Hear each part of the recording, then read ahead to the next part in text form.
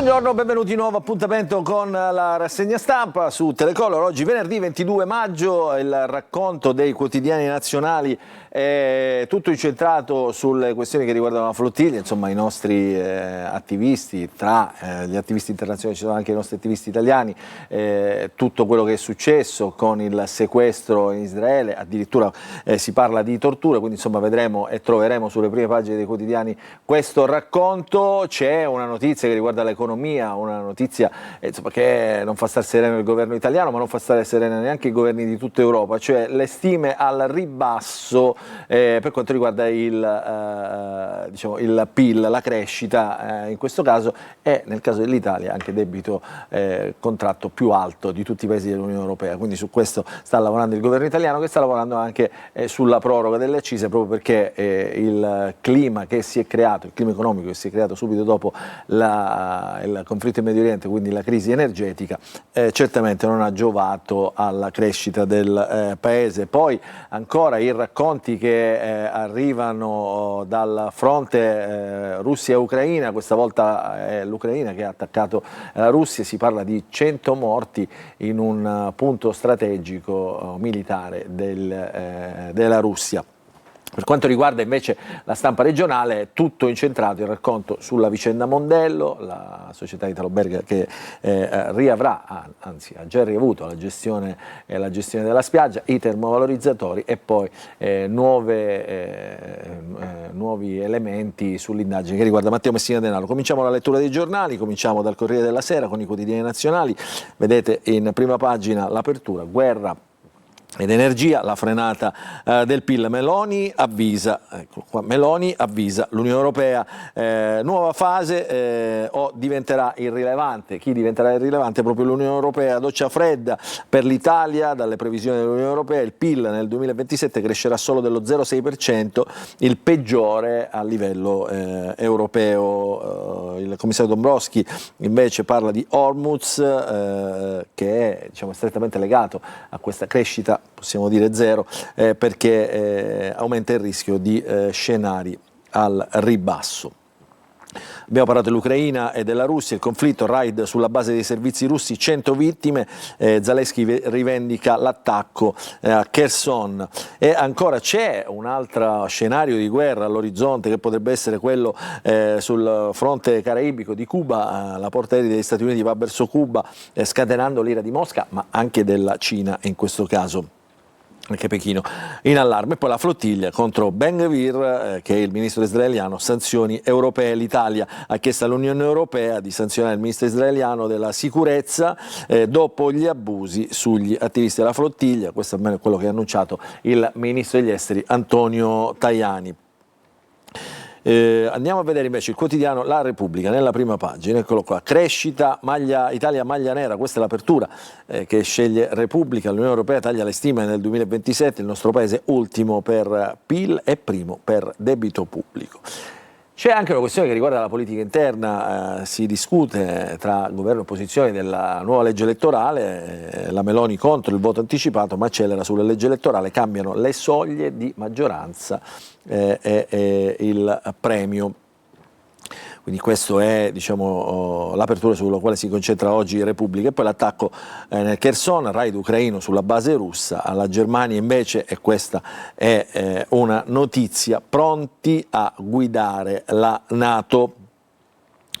Ancora i racconti della flottiglia, i racconti shock della flottiglia, botte, abusi e coltelli alla gola, calci, pugni, strattoni, fascette di plastica a legare i polsi e bende sugli occhi per ore. Abusi sessuali su uomini e donne sono i racconti dei membri della flottiglia fermati in Israele, la testimonianza di Dario Salvetti, dirigente sindacale arrivato ieri a Istanbul dopo 36 ore nelle mani dell'esercito israeliano. Cosa dice il dirigente sindacale Salvetti? Mi hanno portato in uno stanzino, mi hanno messo un coltello alla gola e più di una volta hanno fatto finta di colpirmi. Quindi questo è il clima che hanno respirato gli attivisti della flottiglia che volevano arrivare a Gaza, invece sono stati prelevati in acque internazionali. Andiamo a vedere altri quotidiani. La Stampa, abusati dagli israeliani, ancora sulla flottiglia. Tajani, lo Stato non paghi il viaggio di ritorno dei manifestanti, poi chiede all'Europa di sanzionare Ben Gvir, che è appunto il ministro israeliano. Il racconto degli attivisti: in Italia sulla nave spogliati e torturati, poi ridevano. Questo è il racconto che diventa apertura della Stampa.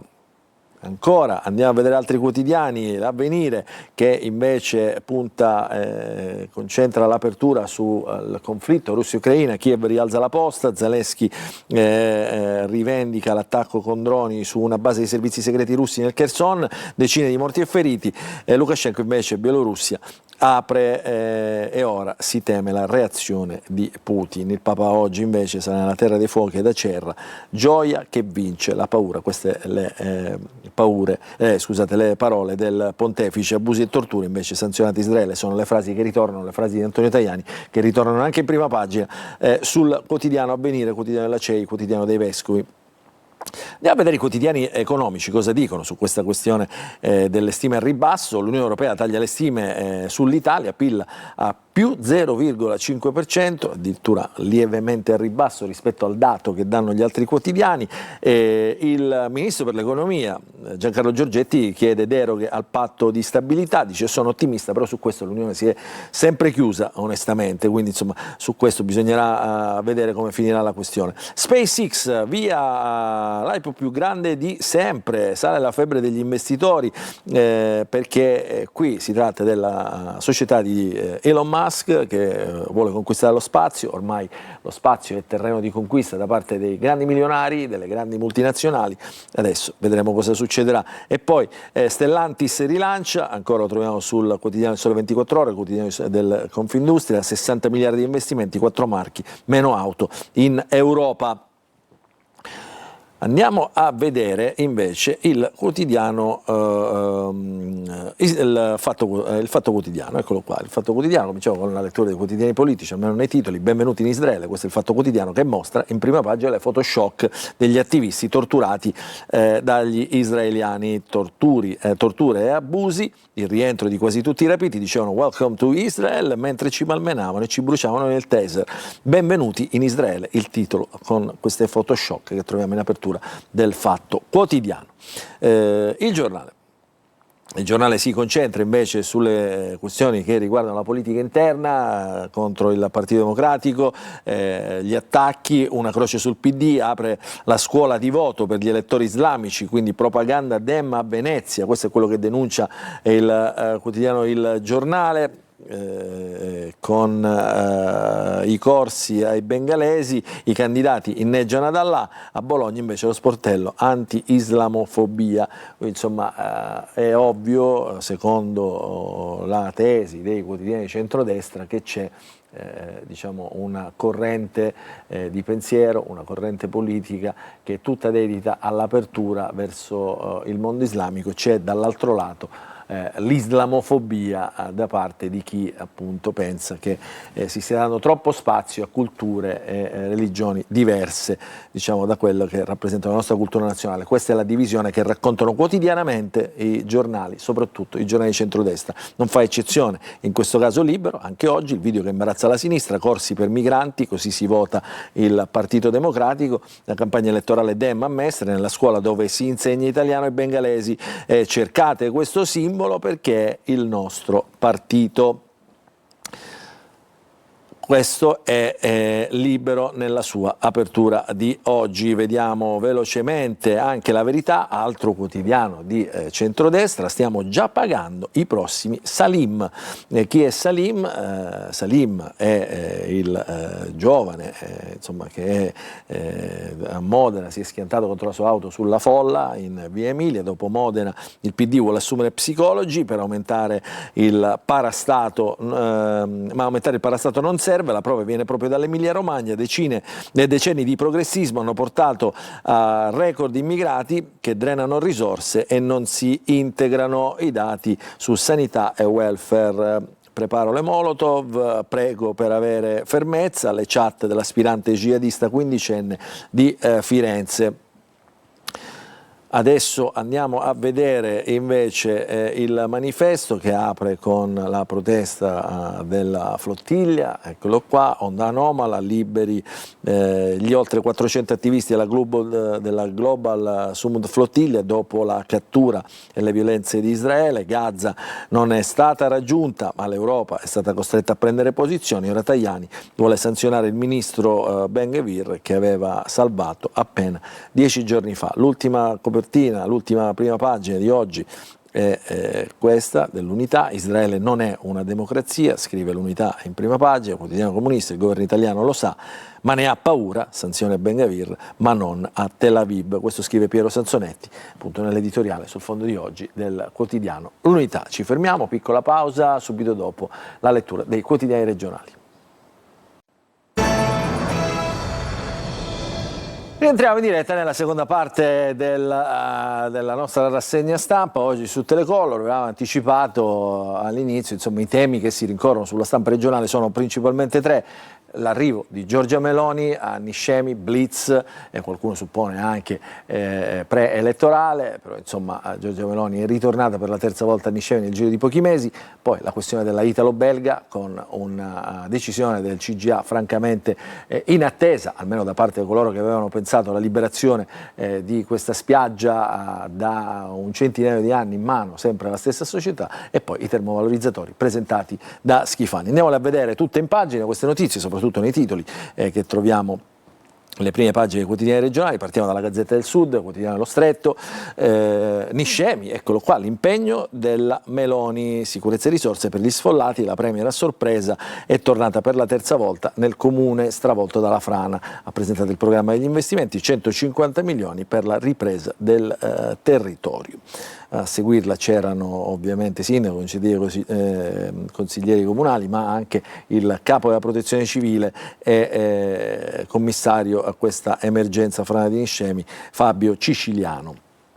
Il Consiglio dei Ministri è pronto a licenziare 2 programmi, ciascuno da 75 milioni. Il primo, ha spiegato Giorgia Meloni, per la messa in sicurezza del territorio, il secondo per gli indennizzi ai proprietari di case dell'area colpita dalla frana che ha sconvolto appunto il comune nisseno. Di spalla troviamo le notizie che riguardano i racconti shock della flottiglia, manette a mani e piedi, abusi su alcune attiviste. Questo lo denuncia anche un attivista, ma che è anche parlamentare del Movimento 5 Stelle, Dario Carotenuto, che infatti parla di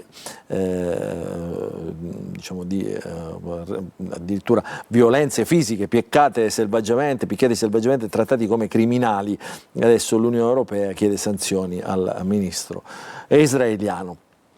La vicenda che riguarda Stati Uniti e Cuba e la strage nel Kherson di Kiev sono notizie di politica internazionale. Troviamo invece a centropagina le notizie che riguardano la Sicilia, l'inchiesta sul rettore, l'ex rettore dell'Università di Messina, Cuzzo Crea. È stata aperta l'udienza, l'Università di Messina intende costituirsi come parte civile. C'è un caso di rimborsi, insomma, che ha coinvolto l'ex rettore, che si è dovuto dimettere, insomma un caso che ha sconvolto la comunità universitaria messinese. Tra l'altro Cuzzo Crea era il capo della conferenza dei rettori, quindi insomma una notizia questa dell'indagine che ha fatto rumore un po' in tutto il mondo universitario nazionale. Poi indagate 2 sorelle del boss, qui parliamo di Matteo Messina Denaro, al setaccio casa e studio delle Cale del Padrino. Si cerca appunto i segreti del boss che diciamo per tutti era il nuovo reggente di Cosa Nostra dopo la morte di Rina, Bernardo Provenzano eccetera. Francavilla di Sicilia, incidente mortale nel Messinese, scontro tra auto e moto, morto un centauro di 45 anni. Qui vedete la scena dell'incidente e la foto della vittima, era un appassionato di enduro. Poi una notizia curiosa, insomma, che è successa a Stromboli, è stato fermato il party di Mick Jagger, era la festa finale del film Free Incestuous Sister, a cui partecipava appunto in un locale la star dei Rolling Stone. È stata interrotta per far rispettare l'ordinanza del sindaco. La musica il mercoledì a Stromboli è vietata e la festa privata organizzata per la fine delle riprese del film, insomma, è stata interrotta all'arrivo dei carabinieri. C'è poco da fare, le ordinanze si rispettano e valgono per tutti, in questo caso anche per una star della musica internazionale come Mick Jagger. Questa è la prima pagina della Gazzetta del Sud. Andiamo a vedere dentro la caccia al covo. Segreto del boss, perquisiti casa e studio del suo legale, illegale è una donna morta nel 2015, attività professionale ereditata al figlio non indagato, il GIP respinge l'arresto per mafia delle sorelle Bice e Giovanna modificando l'accusa, e questa è la notizia, diciamo, che riguarda il boss. La spiaggia di Mondello restituita alla società italo-belga, lo vedremo tra un po', e ancora vediamo sempre delle pagine della Gazzetta del Sud una notizia che ha toccato tutti, insomma, costretta a lasciare l'isola per studiare, appello di una bimba alla Premier. Chi è questa bimba? Questa bimba si chiama Tiziana, vive a Filicudi, dovrà fare le scuole medie, quindi finisce le scuole elementari, e dice: voglio restare con i miei nonni, i miei amici e con mia madre che lavora qui, ho solo 10 anni e chiedo di avere le stesse opportunità date agli altri bambini, perché ovviamente la scuola media a Filicudi non c'è, e quindi da qui si è aperto il dibattito. Una notizia di una donna scomparsa e rintracciata a Capo d'Orlando, aveva lasciato la Sicilia, era scomparsa dal 7 maggio, eccola qui la foto ripresa anche dalla trasmissione Chi l'ha visto, si chiama Marica Onorato, evidentemente voleva far perdere le proprie tracce.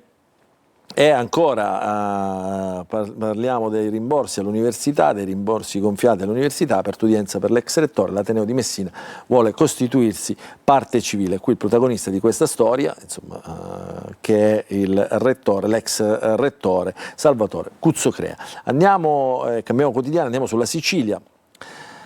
La Sicilia, eccola qua, Mondello non è Cosa Nostra, questo è il titolo d'apertura, perché il CGA, il Consiglio di Giustizia Amministrativa, dà ragione alla società italo-belga, una sentenza, dicevamo, anzi una decisione, dicevamo, attesa nei giorni scorsi, ma non in questa direzione. Diciamo, molti si aspettavano che la spiaggia potesse rimanere libera e comunque non a gestione della italo-belga.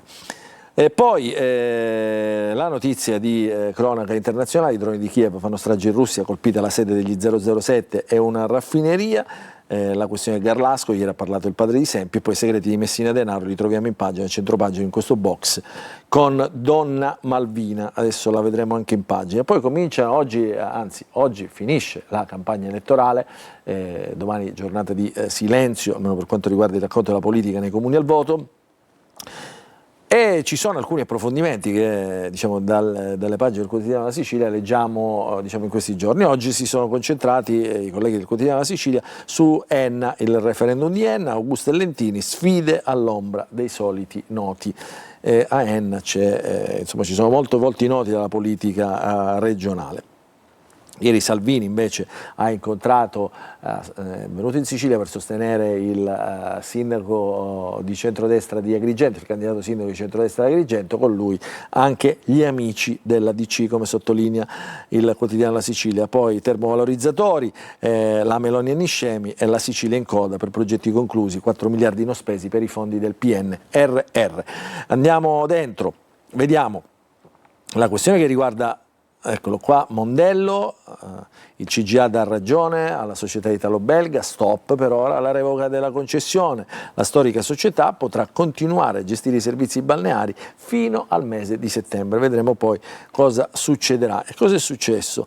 E lo leggiamo dalle pagine del quotidiano Sicilia, un po' dappertutto, diciamo, perché questa è la motivazione data dal Consiglio di Giustizia Amministrativa. Di fatto, l'assessorato al territorio non ha programmato l'attività di gestione della spiaggia in vista dell'interruzione del rapporto con la italo-belga, non ha garantito la continuità del servizio nella stagione balneare in arrivo e non ha predisposto gli strumenti per la gestione delle aree pubbliche. Così com'è, non è bastato il bando per l'assegnazione dei 13 lotti, visto che i nuovi concessionari dovevano essere già pronti quando la italo-belga se ne fosse andata dalla spiaggia. Una giustificazione questa che non piace all'assessore al territorio. Ci mettiamo alla Giusy Savarino, ci rimettiamo alla decisione su Mondello. Noi avevamo seguito un iter rigoroso e predisposto un'alternativa valida per la gestione della spiaggia più bella del capoluogo siciliano. Accetta la sentenza invece e lo scrive in una nota Renato Schifani, il presidente della regione, dice: le sentenze si rispettano indipendentemente dal fatto che possono essere condivise o meno. Parole insomma strette ma che hanno un grande significato. Eccolo qua invece l'inchiesta sul tesoro di Matteo Messina Denaro, sui segreti di Matteo Messina Denaro. Il tugurio segreto di Messina Denaro porta l'avvocata Malvina Moceri.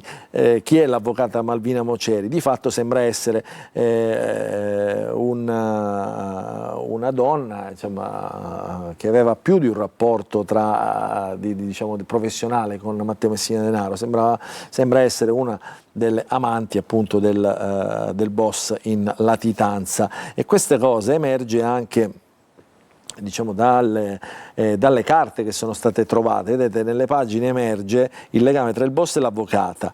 Il necrologio: questa donna è morta nel 2015, e lui scriveva appunto che, con queste frasi qui che vi leggo: Malvina, tu sei stata la goccia che mi ha fatto oltrepassare il mio limite, mi dispiace piccolo, il dolore mi strazia, ti penso, Malvina per sempre. Insomma, queste frasi, diciamo, lascerebbero, eccolo qua ancora, pensavo fossi per sempre mia, l'incanto di un autunno ti ha portato mia, a Malvina, 10 novembre 2017, quindi 2 anni dopo la morte, insomma il ricordo ogni anno di Matteo Messina Denaro. Quindi questo fa capire, fa trapelare anche, diciamo, il fatto che tra i due c'è stato un rapporto personale e anche passionale in questo caso. Andiamo a vedere invece le prime pagine delle due province, Catania e Palermo, della Sicilia. Vi segnaliamo questa notizia: mafia e omicidio, è morto il boss Enzo Santapaola, figlio di Nitto Santapaola, morto qualche mese fa. Il sanguinario capo mafia catanese era malato da diverso tempo, è morto nell'ospedale maggiore di Parma. Poi giro di vite, caschi e sorsa selvaggia a Catania con Smart Police, 2000 multe, 300 verbali per il mancato uso del dispositivo obbligatorio e soprattutto rivolto ai monopattini. E San Gregorio invece la protesta: troppi cantieri in contemporanea, residenti intrappolati nel traffico. Vediamo Palermo. A Palermo c'è il tema del nuovo stadio. Dopo diciamo, si è conclusa la stagione del Palermo calcio con l'eliminazione dei playoff, adesso si parla del nuovo stadio, progetto inviato al Consiglio con proposte di convenzione per 90 anni, i nodi del tram e della capienza. Insomma, si discute di questo nella provincia di Palermo. Velocemente andiamo a vedere anche la prima pagina del Giornale Sicilia: Mondello restituita alla italo-belga, il CGA accoglie il ricorso, nessuna interdittiva antimafia e la regione non garantiva la gestione, la Meloni anniscemi, come abbiamo visto. L'assessore, dalle pagine del Giornale Sicilia, l'assessore Savarino dice: noi avevamo proposto un'alternativa, quindi dice non è vero che non avevamo fatto niente, quindi si difende, insomma il nostro, come abbiamo visto, era un iter rigoroso. E a Palermo invece, le notizie di calcio, calcio giocato, a Palermo pensa già al futuro, riparte con il bis di Inzaghi. Queste sono le notizie che troviamo la prima pagina del Giornale Sicilia. Velocemente vi faccio vedere anche Repubblica di Palermo: Mondello all'italo-belga, il CGA riaffida la spiaggia alla società commissariata per il rischio di infiltrazioni criminali, bocciati regione e comune, non ci sono i presupposti per una ordinata gestione del litorale. E qui diciamo anche il commento: fra alibi e paure è negato il cambiamento. Addirittura l'assessore Savarino, assessore al territorio e ambiente della regione siciliana, parla di una sentenza piuttosto strana, adombrando qualche dubbio. Poi gli inceneritori, ecco i progetti definitivi. Vediamolo in pagina, questa storia degli inceneritori, eccoli qua, le gare a settembre, dice il presidente Schifani nel suo sprint, ha presentato i progetti esecutivi pronti nel 2028, frenata sul mandato bis, ma lo auspico, ma la politica ha le sue regole, quindi non si meraviglia più di niente il presidente della regione, che ha promesso l'inizio dei cantieri dei 2 termovalorizzatori. Velocemente vi faccio vedere anche la prima pagina del quotidiano di Sicilia, che apre con i termovalorizzatori, svolta nell'isola, però il quotidiano dice: i due impianti rischiano di non bastare per risolvere il problema dei rifiuti della regione siciliana, perché senza sprint della differenziata non ci libereremo delle discariche. Questa era l'ultima notizia per quanto riguarda la nostra prima pagina, la nostra rassegna stampa di oggi, venerdì 22 maggio. Noi vi ringraziamo per averci seguito e vi auguriamo un buon proseguimento di giornata a tutti.